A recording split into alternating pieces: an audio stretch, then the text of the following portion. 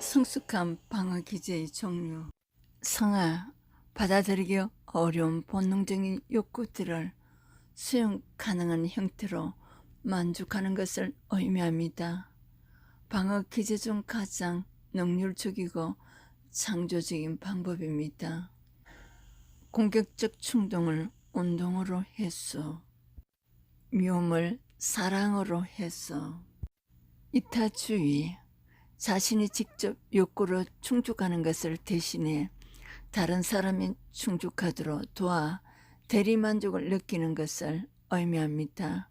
이타주의도 가하며 좋지 않다고 합니다. 가족을 위해 모두 희생하는 어머니, 많은 부채가 있는데 선행을 베푸는 행위 등 균형적인 삶이 필요합니다.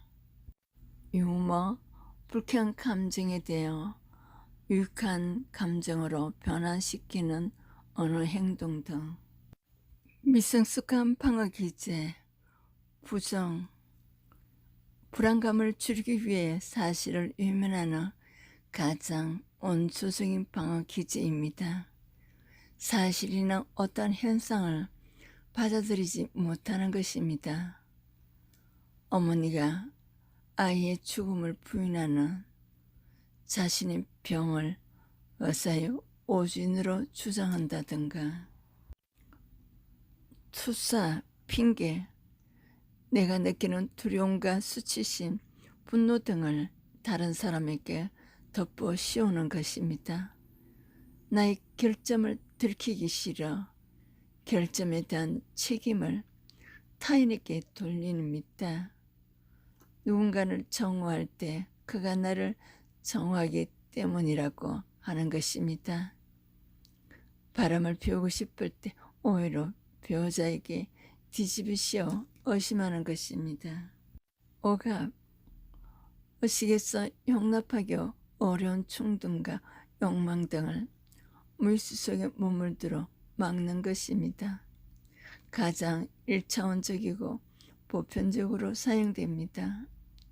약속이나 가지의 제출 기한을 잊어버리는 것, 알람 소리를 듣지 못하는 것 등 행동화, 어떤 충동이나 소망이 무의식적으로 생길 때 그와 관련된 감정을 의식하지 않기 위해 특정 행동을 하는 것입니다. 화가 났을 때 주먹으로 벽을 치거나 폭력을 하거나 무슨 이유로 화가 나서 때렸는지 설명을 하지 못함. 대행, 심한 스트레스나 좌절을 겪었을 때 이전에 안정적이었던 각오로 돌아가 어린아이처럼 행동하는 것입니다. 크게 힘들지 않았던 이전의 시절로 돌아가는 것을 의미합니다. 옷의 아이가 동생의 까마 쏠리는 관심으로 인해 아기처럼 행동하는 관심을 끄는 경우 등 수동 공격적 행동, 겉으로 드러나는 언행과 태도가 마음속 생각과 정반대인 경우로 말합니다. 간단히 말해 한옥의 속상한 마음을 그대로 표현하지 못하고 다른 방법으로 공격하는 것을 의미합니다. 누군가에 대한 분노가 지나친 복종으로 나타남. 미운 사람 떡 하나 터준다. 누군가 시킨 원하지 않는 일을 제대로 하지 못하거나 지연시키는 것. 사람은 누구나 방어 기제를 사용합니다.